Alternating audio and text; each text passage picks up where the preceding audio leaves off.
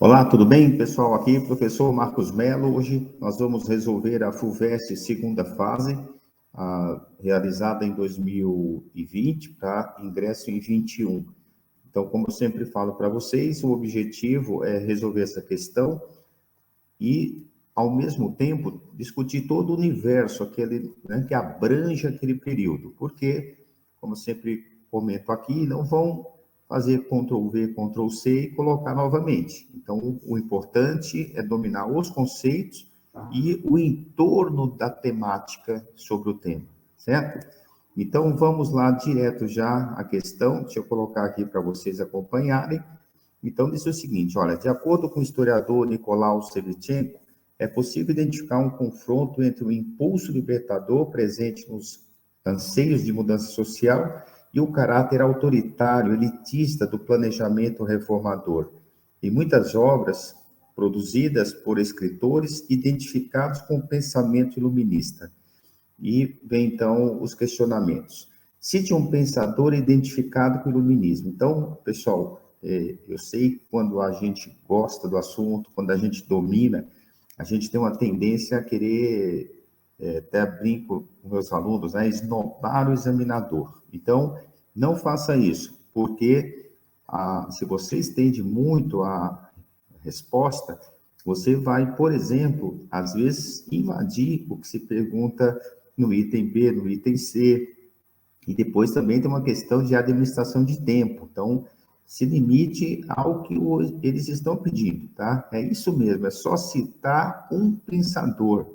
E aí você poderia escolher Montesquieu, Voltaire, entre outros, né, pensadores ligados aí ao iluminismo. E o Rousseau, né, também. E se você chegou aqui na segunda fase, eu tenho certeza que você não teria dificuldades. Se você está iniciando seus estudos, também, eu acredito que se você está no ensino médio, se você estiver no cursinho, com certeza você lembraria aí de um desses nomes, certo? Principalmente desses mais famosos. Então, essa bastante simples esse item A. O B já começa a pedir um pouco mais de você, né? Então, diz assim, olha, identificar dois elementos do iluminismo que contribuíram para a crítica do antigo regime. Então, mesma coisa, se você estudou direitinho o iluminismo, acredito que não teria dificuldades em responder esse questionamento aqui. Então, por exemplo, houve uma crítica ao absolutismo, né? Você poderia até citar a crítica à origem divina dos reis, já que o racionalismo, certo, batia então de frente, né, com essa concepção da origem divina dos reis, e você também poderia explorar a questão da liberdade, né? Liberdade de comércio, a liberdade de circulação, que a estrutura absolutista acabava limitando, cerceando, inclusive até, se você pensar na famosa trilogia, na Revolução Francesa, liberdade, igualdade, fraternidade, também poderia te ajudar, não é? Então, a igualdade de todos, né, perante a lei, a igualdade jurídica e a liberdade como de religião, né, por exemplo, tolerância religiosa, enfim, então você tinha aí uma gama de elementos para responder também, de certa forma, bem tranquilo, correto? E o item C, indicar uma medida, deixa eu mudar aqui, deixa eu tirar aqui para você poder visualizar melhor. Então, olha, indica uma medida marcada pelo impulso libertador e outra pelo planejamento reformador, adotada durante a convenção ou diretório. Então, veja, o impulso libertador, o próprio enunciado disse, né, seriam as mudanças, certo, ligadas a essa transformação. E o planejamento reformador, o próprio autor disse lá em cima, é autoritário, elitista, né, do planejamento reformador. E outra coisa, eles deixaram você também livre para escolher entre a convenção nacional ou sobre o diretório. Então, você poderia escolher um dos dois períodos. Então, vamos lá. Vamos supor que você tenha escolhido a convenção nacional, certo? Você teria, por exemplo, a abolição da escravidão nas colônias, a introdução do voto universal. Então, ele está pedindo uma medida, né, de impulso libertador. Então, você poderia escolher uma dessas duas. Agora, o que seria, então, esse caráter autoritário? Aí, já que ele deu essa opção para você, você poderia colocar o rigor, né, dessa imposição, tanto é que ficou conhecido como o terror. Tudo bem que a fase, né, essa denominação terror foi, vamos dizer assim, apelidada pelos adversários, no caso, os girondinos, para dar justamente um caráter depreciativo, né, das medidas dos jacobinos. Mas, de certa forma, houve, né, essa imposição já. E se você escolher o diretório, também dá, né? Foi mais conservador, né, se comparado ao período jacobino, mas, de certa forma, se você não comparar com o período jacobino, mas se você comparar com um todo, certo? Com o que foi a Revolução Francesa, o fim do absolutismo, como nós discutimos um pouquinho aí ao falar do item B, as mudanças que vão depois, né, impulsionar o capitalismo. Então, dá para você também considerar que houve esse avanço, certo? Como eu disse, não comparando com o jacobino, mas comparando com o absolutismo. Então, dá para se pensar também. E o planejamento reformador, como disse o Nicolau Shevchenko repetindo, autoritário, elitista, seria, por exemplo, a volta do voto censitário. São medidas elitistas. Né? Vou pensar nessas situações, né, onde houve um avanço e onde houve um retrocesso. Então, tanto na convenção quanto no diretório. Então, quando você estiver discutindo história geral, século XVIII, o iluminismo vai estar presente, por exemplo, na Inconfidência Mineira, na independência dos Estados Unidos, o despotismo esclarecido também, né? Não sei até quanto você já estudou, são mudanças que aconteceram em alguns países, vamos dizer assim, na época, né, periféricos do sistema capitalista europeu, Portugal, Espanha, Áustria, Rússia, Prússia, onde eles foram influenciados por esses princípios iluministas, mas não chegaram a promover profundas transformações, certo? Seriam transformações, então, mais superficiais, mais influenciadas pelo iluminismo. Então, fique atento a esse tema. Né? São, vamos dizer assim, né, temas que se conversam. Então, finalizando, Confidência Mineira, independência dos Estados Unidos, despotismo esclarecido, pensando no contexto europeu, e depois as próprias revoluções, né? No caso, a Revolução Francesa e a Revolução Gloriosa, que foi em 1688, na Inglaterra, mas que já tinha ali elementos, principalmente fundamentados nas discussões do Locke, que é considerado por muitos como um dos precursores do iluminismo. Então, uma questão que, para quem estudou direitinho, não teria muito problema, e, como eu disse, se você está começando agora, você viu também que é tranquilo, correto?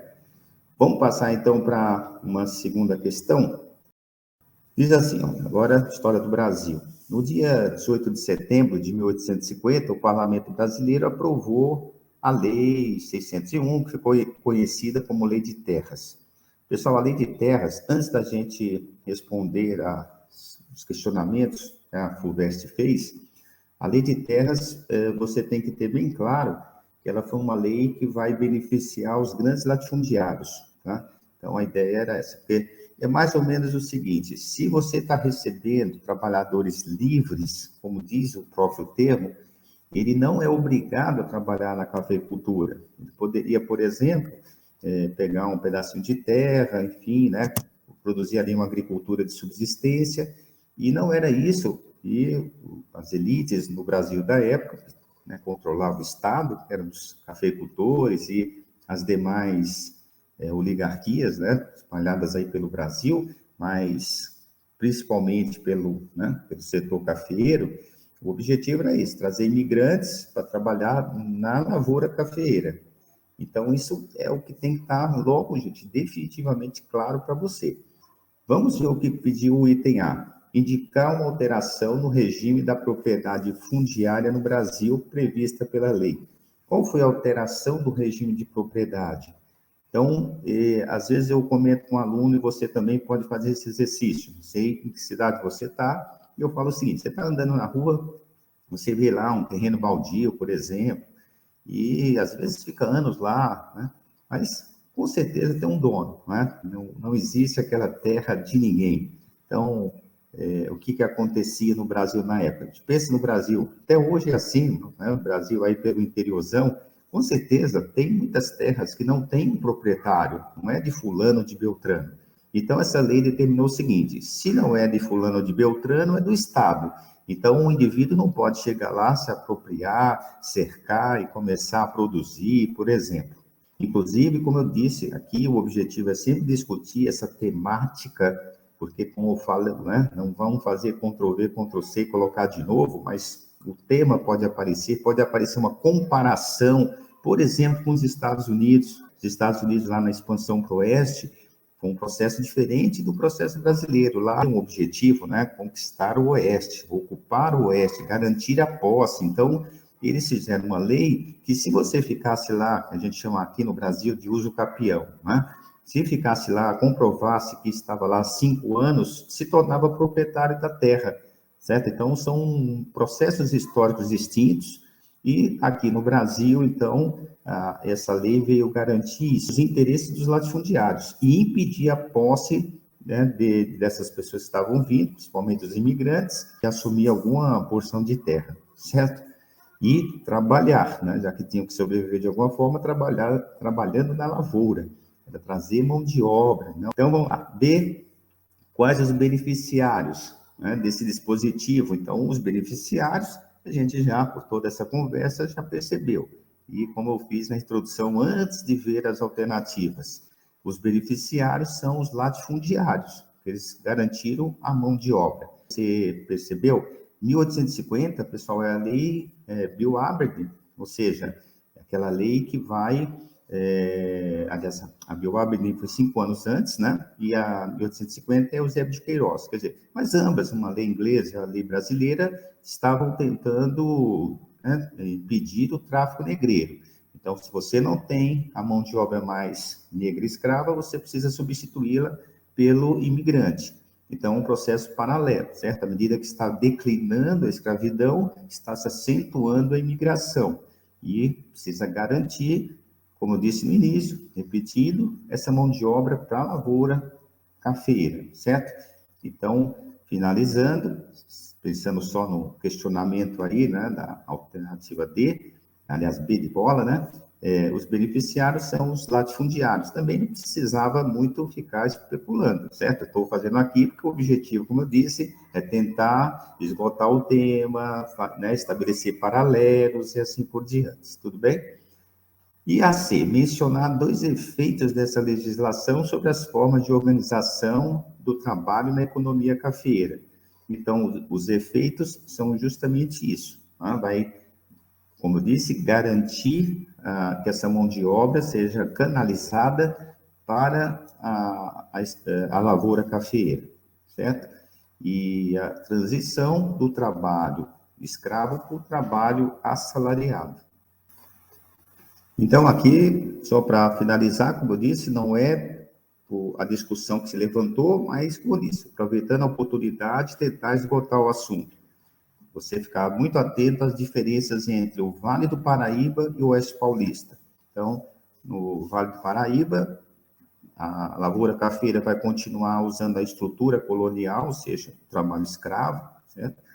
E no Oeste Paulista vai se introduzir, então, a mão de obra livre. Sempre lembrando que há uma transição, né? Houve o sistema de parceria, o colonato, antes de se chegar ao trabalho livre plenamente. Então, é isso. Vamos para outra questão? Deixa eu passar aqui. O outro tema, deixa eu tirar aqui para você poder ler melhor. Aí, aqui, né?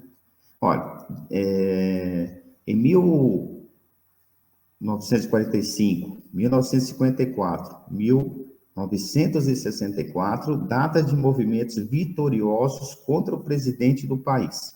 A pressão civil, no sentido de intervenção militar no processo político, cresceu e foi comunicado aos militares através de contatos pessoais, manifestos públicos, editoriais da imprensa. Normalmente, os pedidos de intervenção militar afirmavam que o presidente estava agindo de maneira ilegal e que, em face dessas condições, a cláusula de obediência dentro dos limites da lei os dispensava do dever de obedecer ao chefe do executivo. E vem, então, as alternativas. Indique um partido político que atuou na oposição dos presidentes nos 3 momentos. Então, pessoal, aqui, mesma coisa que dica aí que eu dei. Você não vai precisar escrever muito, você vai citar apenas o partido, identificar um partido. O partido era a UDN. Então, o máximo ali, né, a sigla, União Democrática Nacional. Não tinha nada de democrático, mas estava lá no nome do partido. Tranquilos? Então, também bastante simples. Então, a UDN fez oposição ao Getúlio, em 45 e 54, e também em 64 contra o Goulart. Na B, indicar 2 diferenças entre as crises enfrentadas pelo presidente Vargas em 45 e 54. Veja que no próprio tópico, né, B, fala que era o Vargas. Então, 45 e 54 são crises diferentes, não é? Em 45, a crítica que se fazia ao Vargas era sobre o caráter ditatorial do regime, certo? Em 37 foi instaurado o Estado Novo, uma ditadura, e então havia todo um contexto, né, desfavorável às ditaduras, já que inclusive o Brasil lutou na guerra ao lado dos aliados, ou seja, das democracias, contra a ditadura do Hitler, do Mussolini. Então criou um clima insustentável. Então a oposição era mais clara em relação à ditadura, certo? Ao contexto ditatorial. Em 54, ao contrário, não era, né, uma ditadura, era um regime já, né, uma fase democrática do Brasil, e a oposição ao Getúlio se fez em função do seu nacionalismo. 45 está associada ao desgaste da ditadura e 54, a crítica, né, dos opositores contra o seu nacionalismo. A C caracteriza uma medida econômico-social que teria contribuído para as crises agora, né, de 54, comparando com 64. Então, qual é uma medida? Não precisa dar mais de uma. Por exemplo, em 54, já que você sabe que a oposição se fez, né, ferrenha contra o nacionalismo, você poderia citar a criação da Petrobras. Então, a Petrobras, por exemplo, foi criada em 53, em 54, a crise que levou Getúlio Vargas ao suicídio, né, desencadeou essa crise. Então, você poderia citar, essa medida é a criação da Petrobras. E em 64, o João Goulart foi deposto pelos militares sobre um pretexto de que ele tinha vínculos com o socialismo. Portanto, falso, mas enfim, né? Em outro momento a gente vai discutir isso melhor. Então, você poderia citar, por exemplo, as reformas de base, já que quando ele anuncia as reformas de base, não dá nem um mês, né? Veio o golpe militar. Então, você poderia ter citado essas 2 medidas, certo? Criação da Petrobras, repetindo, e as reformas de base no governo João Goulart. Estão tranquilos? Pessoal, então, olha, como eu estava dizendo para vocês, a ideia aqui é que tentar esgotar o tema, né, discutir a temática. Essa questão, por exemplo, você percebeu que ela é longa, então você tem que ter esse poder de síntese, porque, né, dá para escrever um livro aí, né, 3 momentos diferenciados, 2 do Getúlio e 1, né, do João Goulart, dava para escrever muito. Então, como eu disse, por isso eu falo, né, falei no começo, você tem que se limitar um pouco a não querer, como eu disse, né, brincando aí, esnobar o examinador, você tem que se limitar a escrever, porque depois você vai precisar gastar mais tempo em outras questões, mais trabalhosas. Então, você reserva esse tempo para resolver as questões mais complexas. Como eu disse, aí você, né, tem que ter um poder de síntese, né, bastante grande. Tudo bem? Bom, vamos continuar, vamos passar aqui para a próxima. Diz assim, ó, assim que se realizaram no correr do século IV, a transformação do cristianismo na religião perseguida em religião de Estado e a transformação, né, de um Deus rejeitado em um Deus oficial. Os homens, as mulheres que vivem na Europa Ocidental passam, em poucos decênios, do culto de uma multiplicidade de deuses a um Deus único. E aí vem os questionamentos. Deixa eu colocar só a alternativa, para melhor para você ler. Identifique uma motivação que levou o Império Romano a adotar o cristianismo como religião oficial em seus domínios.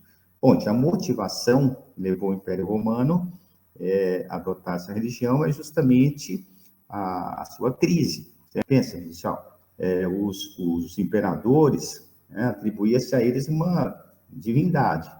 Então, quando eles adotam o cristianismo como religião oficial, eles abrem mão dessa, né, prerrogativa. Então, pensa, né, tem que ser realmente o fim ali do Império Romano. Então, a motivação foi para dar mais fôlego, já que era uma religião. Quer dizer, aquela ideia de não poder nadar contra a maré, certo? E essa motivação, certo? Não, né, como eu disse, não nadar contra a maré, contra a maioria. Bom, aponte exemplos de incorporação, né, do elemento do paganismo às práticas devocionais cristãs na passagem, deixa eu colocar aqui para você ler melhor, da Antiguidade para a Idade Média. Então, são dois, né, dois elementos. Por exemplo, nós estamos agora bem próximos do Natal. Então, havia uma festa, né, que era uma homenagem ao sol, né? Você sabe, os romanos eram politeístas antes dessa, né, legalização e depois oficialização do cristianismo. Então, essa data, 25 de dezembro, foi incorporada como o nascimento de Jesus. Você poderia colocar esse elemento, tá? E o segundo, a incorporação dos santos, porque é uma religião monoteísta, mas, né, o catolicismo medieval, você tinha santo para todas as situações. Os santos incorporar aqueles elementos que estavam ligados, às vezes, às divindades mais politeístas, né? Daquelas, vamos dizer, necessidades mais imediatas das pessoas e assim por diante. Tudo bem? Bom, e a outra? Deixa eu colocar aqui, que eu estou atrapalhando vocês aqui, ó. Bom, identificar duas características do cesaropapismo que se desenvolveu na Antiguidade Oriental. Então, aqui, o examinador quis abordar também o lado oriental, certo? Você sabe, o Império Romano foi dividido, né? Ocidente e Oriente. O Ocidente sofreu com as invasões bárbaras e deu origem à Europa medieval, mas o Oriente não. Inclusive, né, futuramente vai virar Império Bizantino, e eles estão pedindo a característica do Césaropapismo. Olha, quando eu dou essa aula, eu falo para os alunos, pensa bem, gente, Césaropapismo, divide essa palavra ao meio. Você está percebendo que ela é a junção de duas palavras, César, que quer dizer imperador, e papismo, que é papa. Elas estão numa palavra só. Então, você vai pensar, do mesmo jeito que essas duas instâncias, o imperador e o papa, estão numa única, né, palavra, essas instâncias estão numa única pessoa. Tá? O que quer dizer isso? Que o imperador, lá no Império Romano, né, do Oriente, era chefe político e religioso.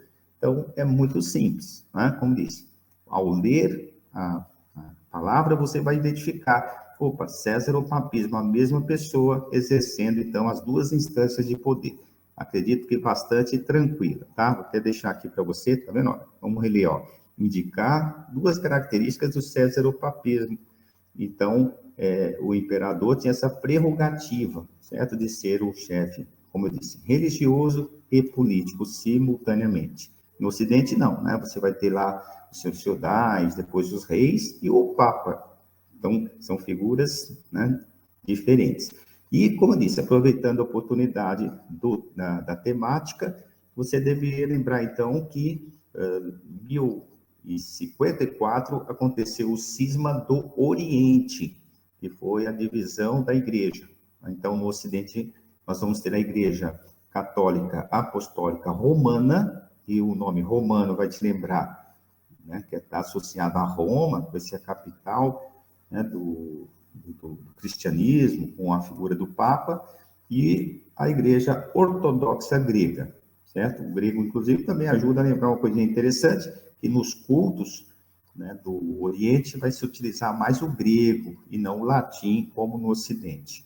Então, como eu disse, possíveis questionamentos, então você vai ter que ficar atento a toda essa temática.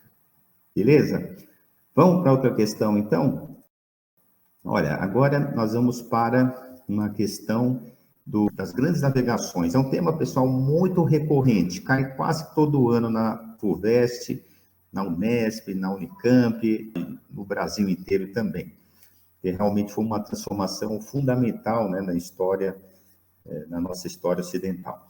No dia 12 de outubro de 1492, 3 navios a serviço da coroa de Castela, comandados pelo navegador genovês Cristóvão Colombo, chegaram às atuais Bahamas e relacionam o acontecimento com a concepção medieval, né, cristã, de que a Terra era uma criação de Deus. Pessoal, veja, aqui eles colocaram relacionar, não colocaram se você precisava se contrapor à concepção medieval ou, né, corroborar com ela. Então, vamos lá, vamos pensar as duas possibilidades. Se eu penso na confirmação, né, dessa concepção medieval com essa chegada do Colombo na América, eles acreditavam, na Idade Média, que o paraíso poderia estar situado em algum local do plano. Então, quando eles chegaram, encontraram os índios nus, uma situação que, né, quem lê a Bíblia, né, que conhece a ideia e a concepção do paraíso, ela vinha ao encontro dessa imagem, né? Então, inclusive, teve até um filme, né, 1492, A Conquista do Paraíso. Então, essa ideia, né, que pudesse ter chegado no paraíso, num primeiro momento, e na cabeça de algumas pessoas, poderia, né, ter essa relação. E se você optar pelo contraponto, então você deve se lembrar que a concepção medieval é que a Terra era o centro do universo, certo? O geocentrismo, e ao chegar na América, né, o Colombo estava querendo chegar, na verdade, no Oriente, né, chegar nas Índias, e contornando a Terra, ou seja, né, aquela concepção, então, de que a Terra não era plana, por exemplo, que a Terra era redonda. Então, você, né, então, está implícito aí um certo choque, né, de concepções. Então, e vai, né, colocar ali também em xeque algumas concepções da visão medieval. Você poderia ir, como eu disse, ou, né, no encontro, ou na contramão, né, vamos dizer assim, dessa concepção medieval. Aí você, né, teria que escolher. A B de bola fala que pede agora, vai para outra, né, discussão, que é a concepção mercantil interestatal europeia, né, nos fins do século XV. Então, a concepção interestatal entre os estados, no caso Portugal e Espanha, né? Portugal vai tentar chegar ao Oriente também, mas contornando a África, e, como acabamos de relatar aí, o Colombo circunnavegando a Terra. Logo depois, França e Inglaterra também entram nessa disputa comercial, certo? Então, você poderia, né, nesse caso aí, você vai relatar isso, né? Essa competição entre as principais potências europeias, tá? Portugal, Espanha, Inglaterra e França, logo na sequência. Então, só para finalizar, né, como eu disse, né, nós aproveitamos para esgotar o tema, é a época do mercantilismo, certo? Onde as colônias, logo depois, né, que vão se tornar colônias, vão fornecer a matéria-prima, os produtos tropicais, e consumir os manufaturados europeus. Então, e assim, então, a memória construída em torno dele quem? Né? Do Colombo. Então, vamos lá, deixa eu colocar aqui que eu estou atrapalhando mais uma vez. Ah, não, até que não atrapalhou, mas, né, deixa assim já. Olha, memória construída em torno dele em dois momentos, no século XX e XXI. Então, aqui, na época, houve uma discussão entre alguns professores, a memória dele seria em relação ao contexto histórico, ou ao Colombo, né? Mas, então, é lógico, se é memória construída em torno dele, é o Colombo, né? Não tem como outro argumento. Então, vamos lá. Memória construída em torno dele em dois momentos, no século XX e no século XXI. Então, gente, durante todo o século XX, havia uma concepção do herói, né? Do herói que descobriu a América. Então, a exaltação, tanto é que vão construir as estátuas em sua homenagem. E depois, do século XXI, né, vai haver uma contestação. Então, tanto a história, quanto até mesmo a dinâmica da sociedade, os movimentos sociais, não é? O movimento negro, né, reivindicando aí, cobrando, né, esse passado colonial, justamente porque foram vítimas do escravismo, e também as populações nativas, né, os índios, aqueles que foram vítimas dessa colonização, vão disputar essa memória, e aí vão fazer críticas. Então, aqui em São Paulo, por exemplo, houve um ataque à estátua do Borba Gato. Na época até comentei, falei, olha, gente, no dia que colocaram fogo, eu vim aqui, fiz uma chamadinha, eu falei, olha, gente, um tema quente aí para o vestibular, e não deu outra. Na Unesp, não sei se você viu a prova da Unesp, eles cobraram sobre esse episódio, né? Não do incêndio em si, mas essa discussão sobre o bandeirante, né?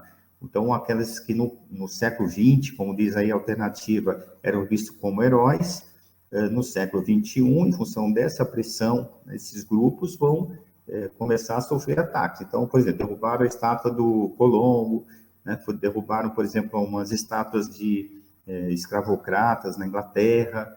Enfim, então, como eu disse, parte dessa luta por memória, né? Muito saudável, diga-se de passagem. Tudo bem? Nós, que sempre, né, os historiadores mais críticos, é antiga essa discussão, mas ela atinge agora um âmbito maior, né, em função desse, como eu disse, desse próprio empoderamento desses grupos. Tudo bem? Vamos para a próxima? Então, agora vamos para a questão sobre o Brasil, é a última, e eu fiz aqui, olha, pessoal, um gráfico aqui, eu dei uma mudadinha para a gente poder visualizar melhor. Então, olha, vocês estão vendo, tem uma linha do açúcar, né? Uma linha do ouro, e você percebe, deixa eu mostrar aqui, olha, esse outro aqui para a gente ir mais rápido, ó. Nessa linha vermelha que eu tracei, do nosso lado esquerdo, você vê o açúcar, né, chegando aí no auge, 1650, depois entrando em declínio, não conseguindo mais recuperar em nenhum momento, né? Pelo menos aí até o gráfico mostra. E na nossa linha vermelha do lado direito, o ouro. Então ele começa ali, né, por volta do começo do século XVIII, vai subindo e mesma coisa, vai declinar, certo? Bom, qual é o questionamento feito aí? O que pede o item A? O declínio dos valores do açúcar entre aproximadamente 1650 e 1710. 1650, então, em 1650, os holandeses foram expulsos do Brasil e, a partir daí, começaram a fazer concorrência, certo? Produzindo o açúcar nas Antilhas, onde eles tinham colônias. Eles já tinham uma infraestrutura, certo? Tanto é que, você deve se lembrar, eles já faziam o transporte, o refinamento, até mesmo antes da invasão em Pernambuco. Então, além dessa infraestrutura, o processo que eles não dominavam era do plantio. Ao ficarem 24 anos em Pernambuco, adquirem esse conhecimento, passam a produzir nas suas colônias e concorrer com o açúcar brasileiro. Então, aí, o declínio do açúcar, como eu falei, não vai se recuperar mais, tudo bem? Então, aí, repetindo, associar a concorrência holandesa. A B, a diferença entre os valores totais e a somatória dos valores do açúcar e do ouro por volta de 1760. Então, como eu coloquei aí na coluninha, né, do nosso lado direito, 1760, você está vendo que tanto o ouro quanto o açúcar estão em declínio. Então, aí qual é a explicação? O ouro, pessoal, é o esgotamento das minas, certo? Não tem, muito o que pensar. Então, vai chegar um momento, né, você vai extraindo, uma hora acaba. Então, outra coisinha que você teria que lembrar também é que nessa época, por exemplo, nós vamos ter umas décadas depois, né, 1789, a Inconfidência Mineira, foi justamente fruto desse declínio, né, dessa decadência da mineração em Minas Gerais. E o açúcar vai sofrer a concorrência do açúcar da beterraba. Muitas vezes, fica atento a isso, você vê, são dois momentos que o açúcar vai declinar, né? Lá foi a concorrência antilhana dos holandeses. Aqui é que é da beterraba. Então, esse processo, né, de extrair o açúcar da beterraba é um pouco posterior. Então, fica atento a isso, tá? Então, essa seria, né, a explicação aí. E a C, a diferença entre os valores do açúcar e do ouro por volta de 1810. Então, 1810, você deveria aí lembrar da abertura dos potes, né, que foi em 1808, 1810, inclusive tem os tratados, né, que a Inglaterra aí vai se beneficiar. Então, o que você está vendo aí? Já que as exportações totais estão bem acima, né, do açúcar e do ouro. Então, como eu disse, em função do esgotamento agora mais intensivo, né, da mineração, a concorrência, como falamos, do açúcar, de outras áreas produtoras, e uma diversificação, então, né, começa a acontecer. Alguns chamam de renascimento agrícola, porque não é mais o açúcar, mas outros produtos, tá? Por exemplo, durante esse processo aí aconteceu a Revolução Industrial, então vai haver uma demanda, né, da procura do algodão, principalmente ali na região do Maranhão, né, que era uma região produtora de algodão.